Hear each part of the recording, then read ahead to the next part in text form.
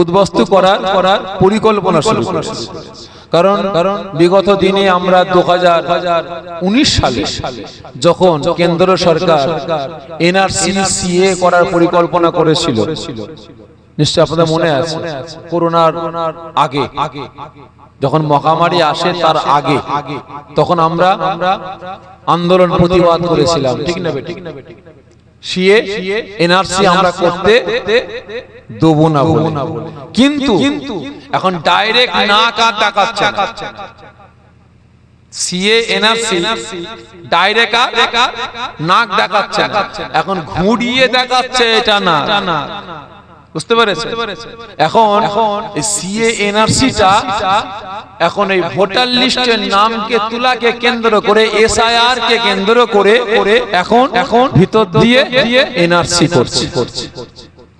বুঝতে পেরেছে?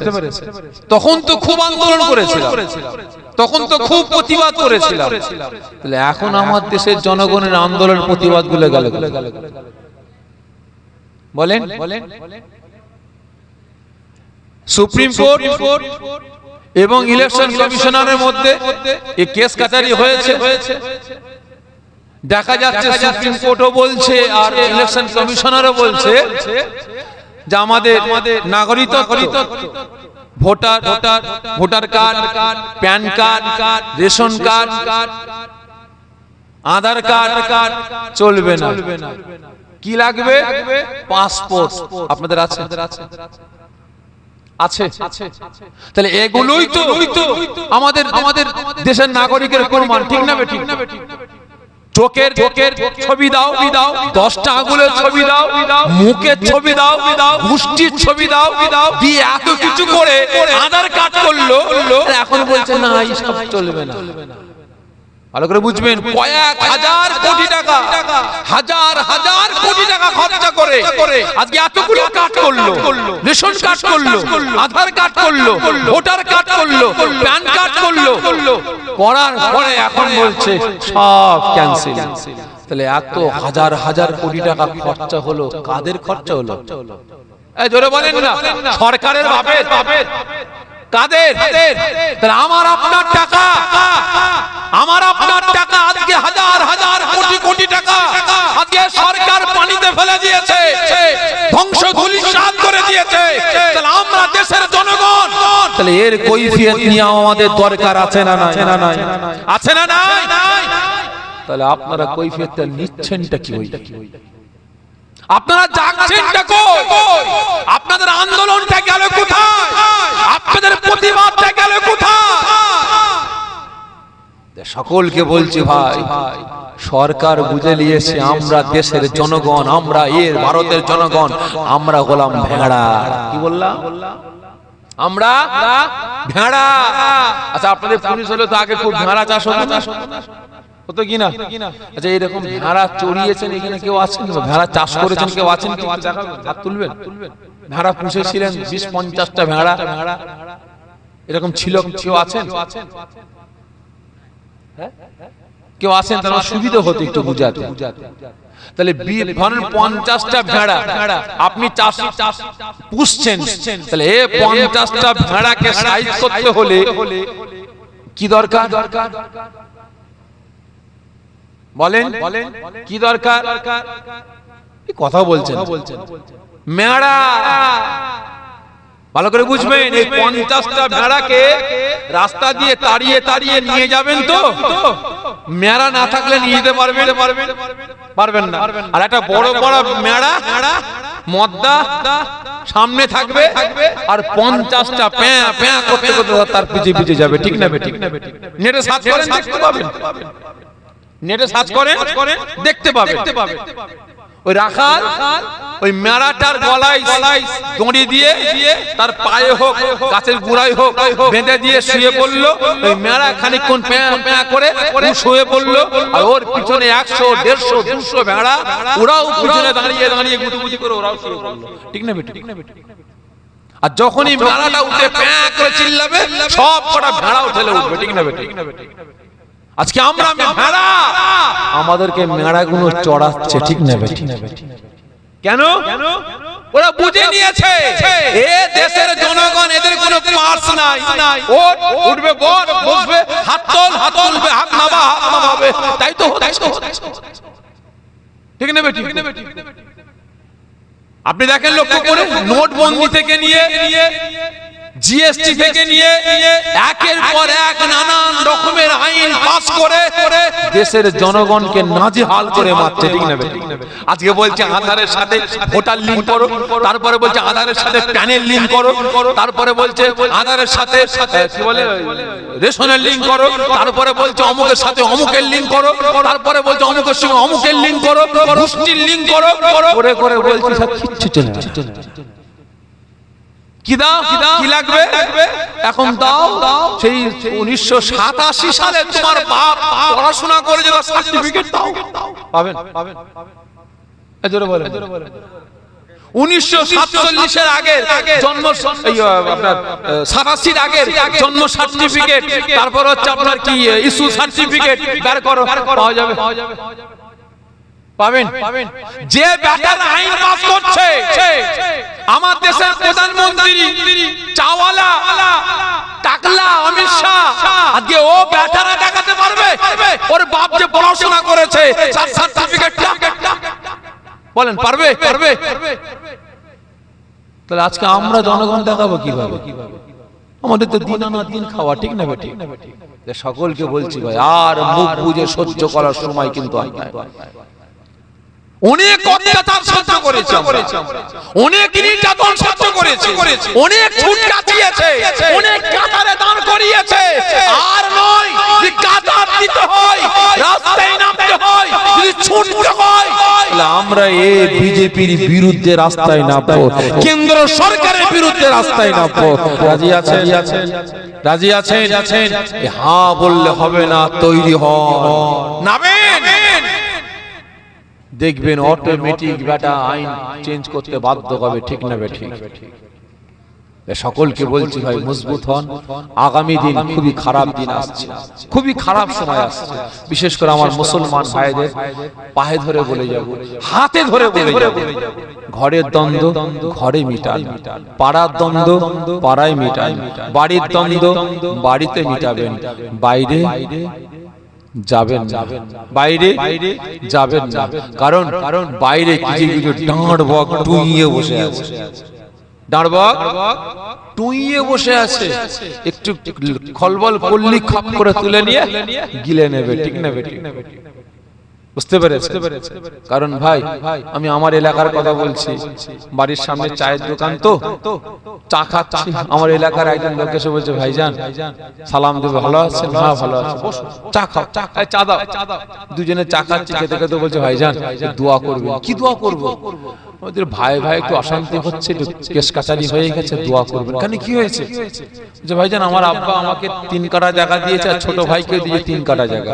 আমার ছোট ভাই পাঁচিল বাউন্ডারি করতে গিয়ে আমার জায়গায় 3 ফুট জায়গা ঢুকে পড়েছে। আমি বলছি না আমার জায়গা ছেড়ে দে, ছোট ভাই বলছে না আমার জায়গা আমার বাপ দিয়েছে। জোর পূর্বক জায়গা বাউন্ডারি দিয়ে ফেলে 3 ফুট জায়গা ঢুকিয়ে দিয়েছে। তাই নাকি? কি করেছো?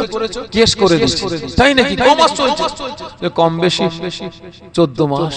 তাই 14 মাস কেস চলছে। জি ভাই, দোয়া করবেন আল্লাহ পাক যেন আমার দিকে রায়টা আল্লাহ মিলিয়ে দেয়। আমি তখন প্রশ্ন করলাম, এই টেবিল ওই টেবিল সব তোমার দিকে জায়গাটাকে আনার জন্য কত খরচা করেছো? উকিলের পিছনে কত টাকা দিয়েছে? হয়ে গেছে ঘরে ঘরে নানা করে প্রায় 3 থেকে 3.5 লাখ টাকা। ভালো করে বুঝবেন, জায়গাটাকে তোমার দিকে নিয়ে আসার জন্য তুমি কত খাইয়েছো একে ওকে উকিলকে? প্রায় নানা করে 3 থেকে 3.5 লাখ টাকা। আমি তখন বললাম জায়গার দাম কত? ওই 3 কাঠা জায়গার দাম কত? বলছে ভাই 3 কাঠা জায়গার দাম 3.5 লাখ টাকা। আমার তখন মাথা গরম হয়ে গেছে। আমি বললাম তুমি আমার মায়ের পেটের ভাই হতে না, এই চামড়ার জুতো পানিতে চুবিয়ে মাপিয়ে 3 কাঠা জায়গার দাম 3.5 লাখ টাকা, আর তুমি খাইয়েছো 3 ফুট জায়গার দাম 3.5 লাখ টাকা। লজ্জা করে না? ভালো করে বুঝবেন, লাভ হচ্ছে কার? লাভ হচ্ছে কার? এই কথা বলে না। তাহলে বাইরে যারা ডাঁড়বাগ বসে আছে, ঠিক না বেঠিক? সব তো ওদের লাভ হচ্ছে, আর যাচ্ছে কার? আমার আপনার আজকে তারিখের পর তারিখ, তারিখের পর তারিখ, তারিখের পর তারিখ চলে যাবে। আমি ইয়ং ছিলাম, বুড়ো হয়ে যাব, বুড়ো হয়ে যাব, কবরে চলে যাব। আমি মরে গেলে আমার বেটা তারিখ পাবে, সেও কেস চালাবে তারিখের পর তারিখ, তারিখের পর তারিখ, সে বেটাও কবরে চলে যাবে। রায় কবে হবে কোনো ঠিক আছে? ঠিক আছে, ঠিক আছে। সকলকে বলছি ভাই, জ্ঞানী যারা বোঝে তারা শুধু ইশারায়। মুসলমান অনেক হয়েছে, মুসলমানের ক্ষতি আর নয়। এখন ঘরের দ্বন্দ্ব ঘরে মিটান, পাড়ার দ্বন্দ্ব পাড়ায় মিটান, কাজে লাগবে, না হলে সব শেষ। তবে মুসলমান মজবুত হন, যদি লড়াই করতে হয়, রাস্তায় নামতে হয়, দেশকে বাঁচাবার জন্য, দেশের সংবিধানকে বাঁচাবার জন্য, দেশকে বাঁচাবার জন্য, ইসলামকে, শরিয়াতকে, ওয়াকফ সম্পদকে বাঁচাবার জন্য আমরা মুসলমান রাস্তায় নামবো। রাজি আছেন তো? ঠিক বলছেন? ইনশাআল্লাহ আল্লাহ কবুল করেন। সকলে জোরে বলুন আল্লাহুম্মা আমিন। তো ভাইজান, সকলের কাছ থেকে বিদায় নেব।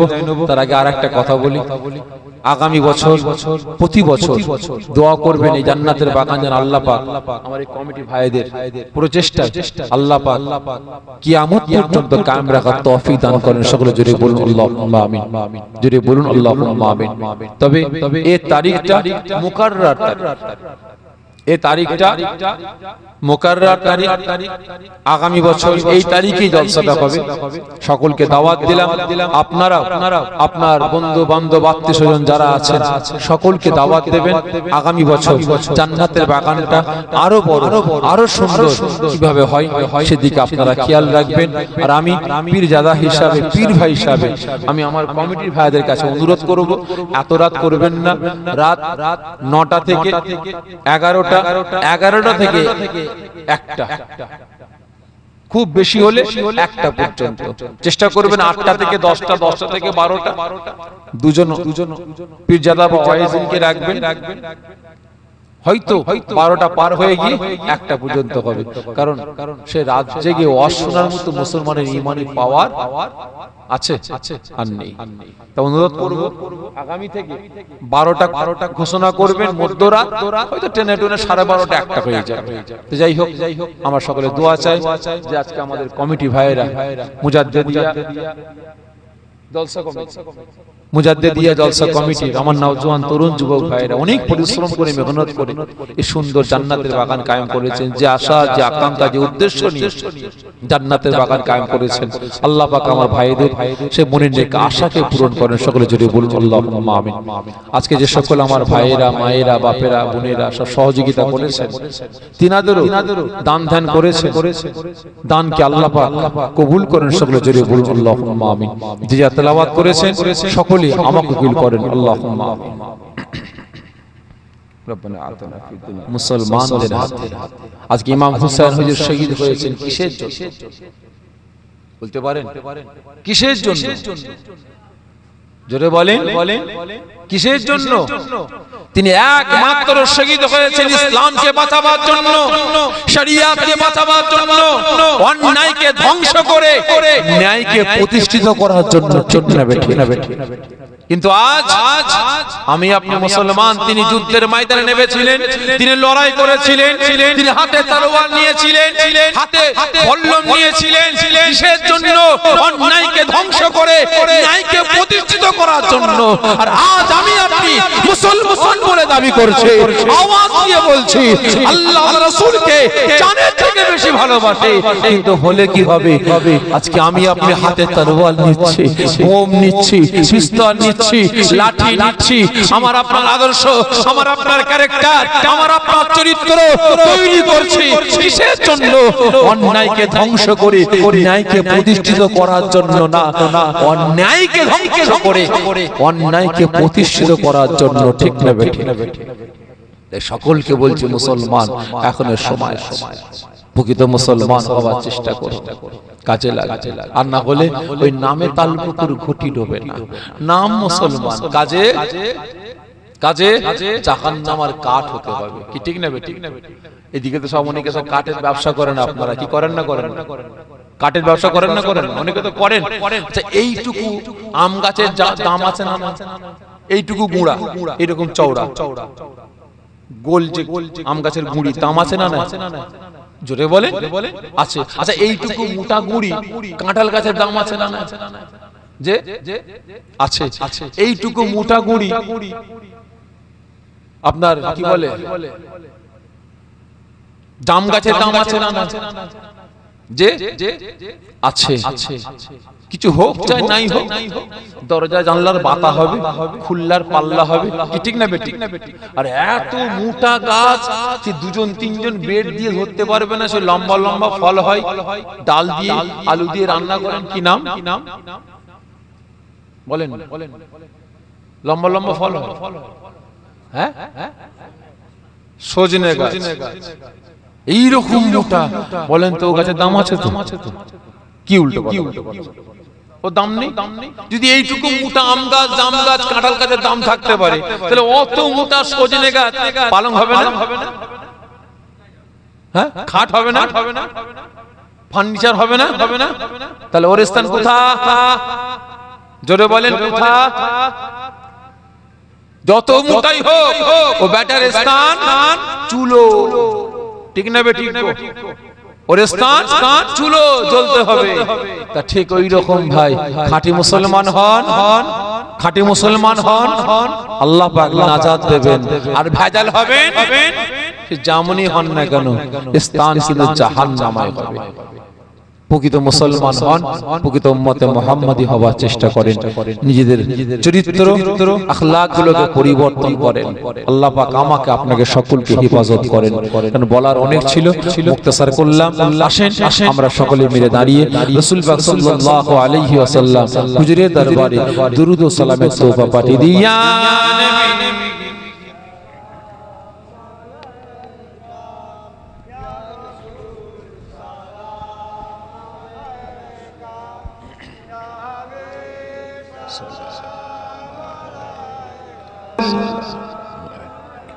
ইয়া হাবিব সালাম সাল্লাল্লাহু আলাইহি। জিবরাইল ডাকে এনে বারে বার, খুলে দাও আসমানের দুয়ার, এসেছেন নবী সরদার, করিবেন আল্লাহ আর দিদার। ইয়া নবী সালাম ইয়া রাসূল ইয়া হাবিব সালাম সালাওয়াতুল্লাহ আলাইকা ইয়া রাব্বি সাল্লাল্লাহু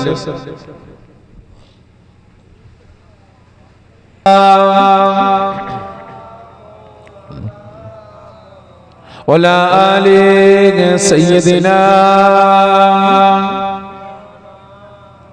মাশাআল্লাহ হাজরানে মজলিস, আমার নেককার পরিজগার নামাজি মুসল্লি আল্লাহর ভয়ে জ্যেষ্ঠ আব্বা জানেরা, জওয়ান যুবকেরা, কচি বাচ্চা ভাইয়েরা, পর্দার আড়ালে অবস্থিত আমার মা ও বোনেরা, সকলে বিসমিল্লাহির শরীফের সঙ্গে 3 বার সূরা ফাতিহা শরীফ, 10 বার সূরা ইখলাস শরীফ, 11 বার দুরূদ শরীফ তেলাওয়াত করেন। ইসালে সওয়াব সবরসানি করা হবে।